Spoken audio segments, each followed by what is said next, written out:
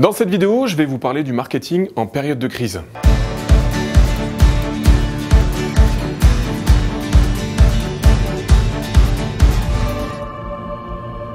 Vous êtes probablement une entreprise et vous subissez de plein fouet cette crise du coronavirus. L'objectif de cette vidéo est de vous donner des conseils afin de créer une stratégie et ainsi limiter la casse. On le sait, par temps de crise, les entreprises risquent de voir leur chiffre d'affaires baisser, voire même de disparaître si elles n'adaptent pas la bonne stratégie marketing. Alors comment rebondir en cette période difficile? Il est vrai que l'avenir est incertain, mais il y a deux façons de vivre cette période. Soit vous voulez jouer la prudence, vous préférez mettre de côté et assurer vos arrières en attendant que ça se passe. Soit vous réfléchissez à une solution qui permette de vendre vos produits et services différemment et de profiter de ce moment pour préparer le déconfinement de manière efficace. L'entreprise doit donc s'adapter à tout cela à travers une bonne stratégie marketing. Il ne faut pas éliminer pour autant la totalité des dépenses marketing car ce n'est vraiment pas une solution appropriée.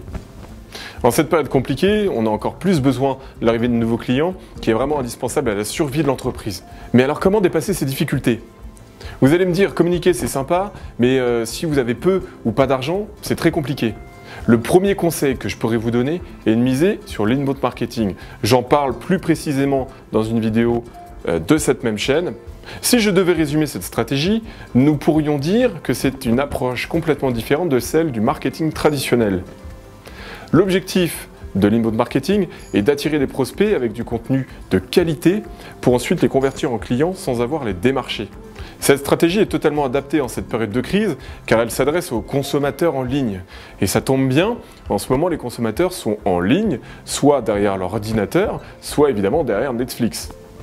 Mais ils sont là, ils sont conscients de ce que vous allez leur rapporter.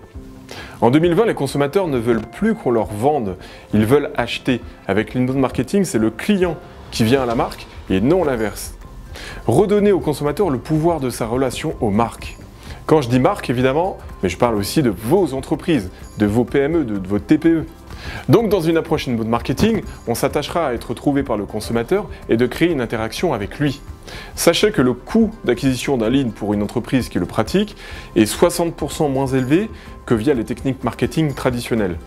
L'autre point fort de l'inbound marketing réside également dans le vecteur qu'il emprunte, c'est-à-dire le web, avec les blogs, les sites internet ou bien encore les réseaux sociaux. C'est une stratégie bien plus efficace pour les entreprises que les supports médias dits de masse, comme la radio, la télé ou les panneaux publicitaires, qui sont en ce moment évidemment assez compliqués. En développement du contenu utile, informatif et engageant, les entreprises et les leads peuvent ainsi aller à l'essentiel dans leur réflexion d'achat en détenant de l'information sur mesure avec leur profil qui correspond parfaitement à leurs attentes, mais surtout à leurs besoins. Ce sont des contenus à forte valeur ajoutée pour le consommateur et ne nécessitent absolument pas d'investissement et de dépenses importantes pour votre entreprise. Vous l'aurez compris, l'inbound marketing est vraiment idéal en cette période de crise. Le deuxième conseil que je pourrais vous donner est de vous concentrer sur votre image de marque, que l'on appelle aussi le content marketing. Il faut capitaliser sur votre cœur de métier, capitaliser sur vos forces, vos avantages concurrentiels, mais également vos points de différence avec la concurrence.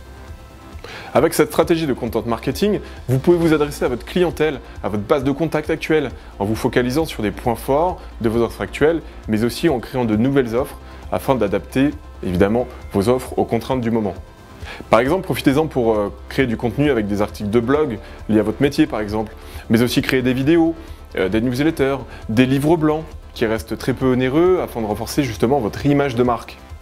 Pour vous donner des exemples d'entreprises qui ont su rebondir dans cette situation de confinement obligatoire, nous pouvons citer entre autres Burger King qui a su frapper fort encore une fois avec une communication plutôt originale et poignante. Une pub qui se veut responsable et aussi proche de ses clients. Vous qui avez une entreprise, le mot d'ordre dans cette période si particulière est bien l'adaptation. Autre exemple, la marque Habitat, qui l'a bien compris en continuant à prendre la parole sur ses offres, ses services, mais aussi ses produits sur les réseaux sociaux. Ils ont plutôt été malins car avec ce confinement, ils ont surfé dessus et ils ont mis en avant leur mobilier de bureau. Dernier exemple que je pourrais vous donner, il y a Canal+ qui avait annoncé en ce début de confinement le passage au clair pour tout le monde et sur toutes les box. Ils ont aussi annoncé justement que pour l'ensemble de ses abonnés, il y avait l'accès gratuit aux chaînes cinéma, séries, jeunesse et aussi documentaires. Vous l'avez compris, Rentel en cette période pour fidéliser et essayer d'obtenir de nouveaux abonnés, mais aussi de nouveaux clients. En cette période de confinement, arrêter de communiquer est vraiment une très grosse erreur. Profitez de cette période pour bichonner vos clients, pour les fidéliser, mais aussi parce que personne ne vendra mieux vos produits ou services qu'un client satisfait qui parle de vous à d'autres. De manière simple, pensez surtout au bouche à oreille, et de manière plus technique, pensez au marketing viral.